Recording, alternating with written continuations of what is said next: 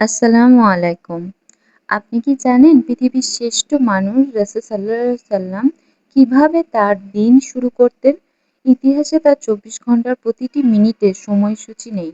তবে শহীদ হাদিসে থেকে আমরা তার দৈনন্দিন জীবনের অনেক অভ্যাস জানতে পারি।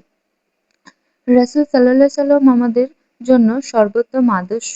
আল্লাহ তাআলা কোরআনে বলেছেন, "নিশ্চয়ই আল্লাহর রাসূলের মধ্যে তোমাদের জন্য উত্তম আদর্শ রয়েছে।" সূরা আল-আহজাব ২১। তার জীবন শুধু ইবাদতের নয়, সুন্দর চরিত্র, পরিবার, দায়িত্ব এবং মানুষের সেবারও এক অন্যান্য উদাহরণ। পরের পর্বে জানেন রাতের শেষ ভাগে রাসূল সাল্লাল্লাহু আলাইহি সাল্লাম কি করতেন এবং কেন তিনি তাহাজ্জুদের নামাজ এত গুরুত্ব দিতেন। ভিডিওটি ভালো লাগলে লাইক করুন, শেয়ার করুন এবং ফলো করুন।